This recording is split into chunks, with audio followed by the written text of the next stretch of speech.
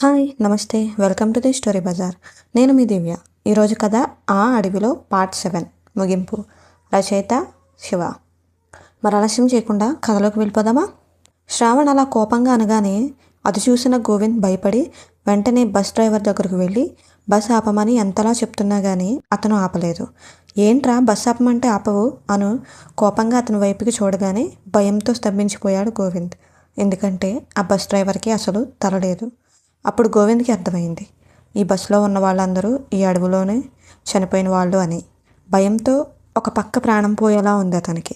వెంటనే బస్సులో నుండి కిందకి దూకేద్దామని డోర్ దగ్గరకు వచ్చి బయటకు చూడగా అక్కడ ఎదురుగా రోడ్డు మీద ఆ తలలేని పాప మొండెం నిలబడి ఉంది. దాన్ని చూసిన గోవింద్కి భయంతో ఒక్కసారిగా ప్రాణం పోయినట్టుగా అనిపించి ఏం చేయాలో తెలియక వెంటనే ఆ కదులుతున్న బస్సులో నుండి కిందకి దూకేశాడు. అలా దూకడంతో కింద రాయికి గుద్దుకొని అతని కాలు బెనికింది. పైకి లేవలేకపోతున్నాడు. కానీ ఆ రోడ్డు మీద నిలబడి ఉన్న ఆ తలలేని పాప గోవింద్ వైపుకి వేగంగా పరుగులు పెడుతూ రావడం మొదలుపెట్టింది.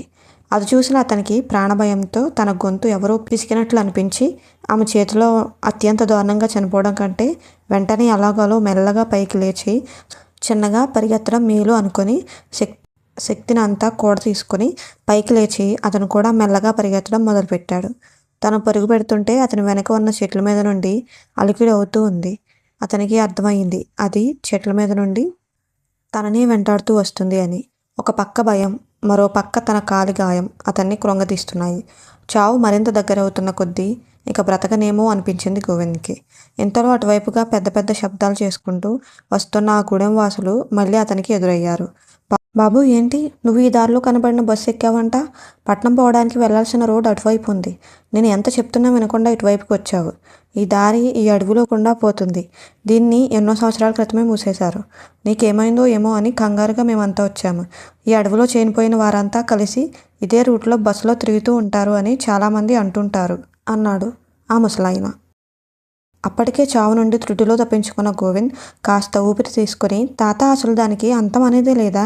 ఇక ఎన్నాళ్ళు ఎలా భయపడుతూ ఉండాలి? మనం భయపడుతూ ఉన్నంతకాలం అది మనల్ని తరుముతూనే ఉంటుంది. ఎప్పుడు ఎవరిని చంపుతుందో తెలియదు. మనమే ఏదో ఒకటి చెయ్యాలి అన్నాడు ఆయాసపడుతూ గోవింద్. సరే ఏం చేద్దామో నువ్వే చెప్పు బాబు అన్నారు అక్కడి గూడెం వాసులందరూ.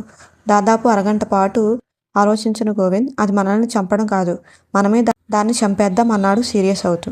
అది విన్న గూడెం వాసులు అందరూ ఒక్కసారిగా నోళ్లు వెలబెట్టారు. చెప్పినంత సులువు కాదు బాబు దాన్ని చంపడం. కాదు కూడదు అని ప్రయత్నిస్తే మనం చావడం తథ్యం. అయినా దాన్ని మనం మాత్రం ఎలా చంపగలం? అది అసలు జరిగే పనేనా అన్నాడు ఆ ముసలాయన. ఎందుకు జరగదు? జరుగుతుంది.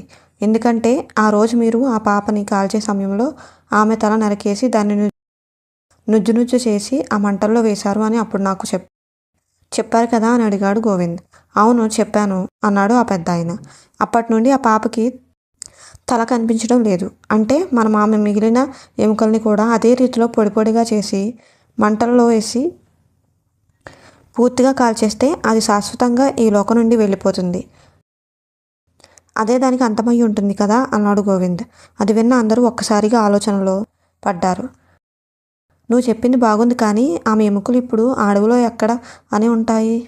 ఆ రోజు ఆ పాపని మేము కాల్చిన తర్వాత ఆమె ఎముకల్ని ఒక చెక్కపెట్టెలో పెట్టి గొయ్యి తవ్వి పూడ్చేశాం. ఇప్పుడు ఆ గొయ్యి ఎక్కడుందో కూడా మాకు గుర్తులేదు అన్నాడు ఆ ముసలాయన. అది విన్న గోవింద్కి వెంటనే బల్బు వెలిగింది. తాత ఆ బాక్స్ ఎక్కడుందో నేను చూశాను. నాకు తెలుసు. ఇదే మంచి అవకాశం దాన్ని పూర్తిగా చంపడానికి. మీరు నాకు సహాయం చేస్తారా? ఆ అడవిలోకి వెళ్ళి ఆ పాప యొక్క ఎముకల్ని దహనం చేద్దాం అని అడిగాడు గోవింద్.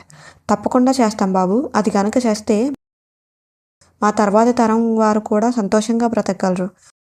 మాలో మరికొంతమంది దాని చేతిలో చావకుండా ఉంటారు. ఇప్పుడే వెళ్దాం పద అన్నారు అక్కడ ఉన్న అందరూ గూడెం వాసులు. ఇంతలో ఒక్కసారిగా అడవిలోని చెట్ల మధ్య నుండి వద్దు అంత పని చేయకు అంటూ ఆ పాప స్వరం ఏడుస్తూ వినబడింది. వెళ్లే ముందు ఒక్క మాట, మనం ఈ పని పూర్తి చేసేంత వరకు ఎవ్వరూ కూడా ఏమరపాటుగా ఉండొద్దు. ఒక్కొక్కరుగా ఎటూ పోవద్దు. దానికి కనుక అవకాశం దొరికితే మనల్ని ఆ అడవిలోనే సమాధి చేస్తుంది. అందర్థం చేయడం ఆపకండి, పదండి వెళ్దాం అంటూ ఆ అడవిలోకి కదిలాడు ఆ ముసలాయన. ఆయన్ని అనుసరిస్తూ మిగిలిన వాళ్ళు అందరూ కూడా అతని వెనకే వెళ్తూ ఉన్నారు.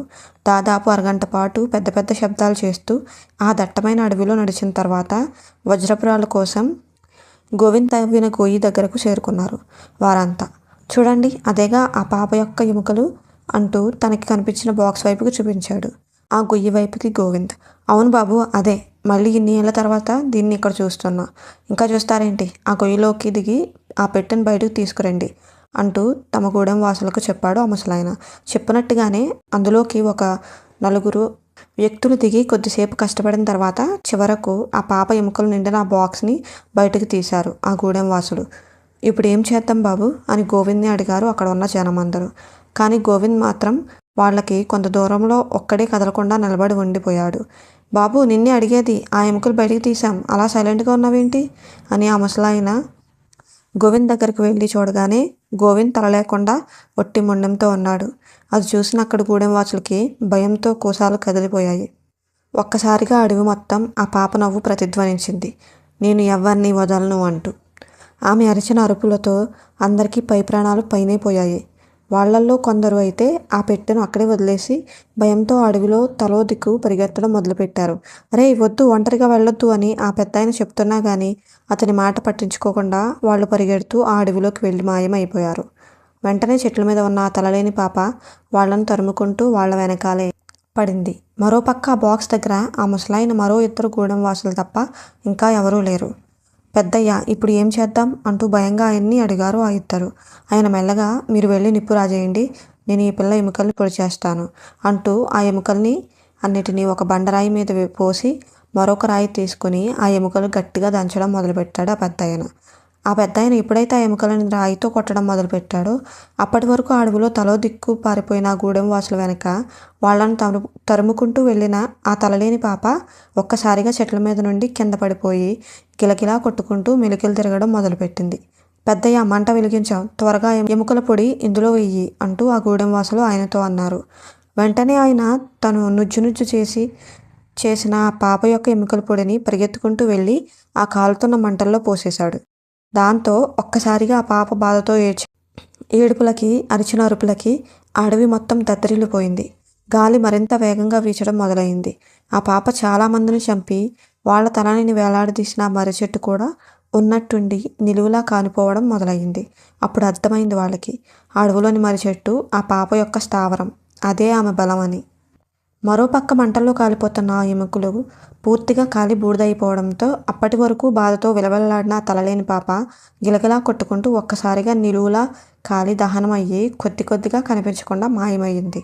కానీ ఆ చివరి క్షణంలో ఆమె అరిచిన అరుపులకి అడవి మొత్తం ఎంతలా భయపడిందంటే ఆ శబ్దానికి అడవిలోని ఒక్కసారిగా లక్షలాది పక్షులు ఒక్కొక్కటిగా చనిపోయి నేల మీద పడ్డాయి. అప్పటి వరకు ఆ తలలేని పాప నుంచి తప్పించుకుని పరిగెత్తి అలసిపోయిన ఆ గూడెం వాసులు ఇక తమ వెనుక అది రావట్లేదని తెలిసి ఎక్కడ వాళ్ళు అక్కడే చెట్ల కింద కూలబడిపోయారు.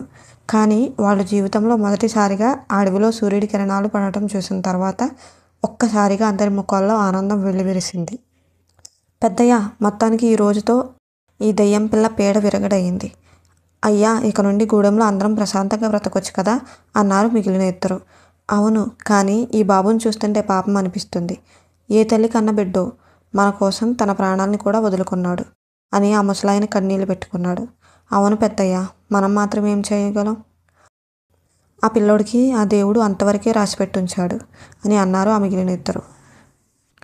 గోవింద్ యొక్క తలలేని మొండాన్ని ఆ అడవిలోనే సమాధి చేసి గూడానికి బాధతో తిరుగుముఖం అయ్యారు ఆ పెద్దాయన మరియు ఆయనతో పాటు ఉన్న ఆ ఇద్దరు.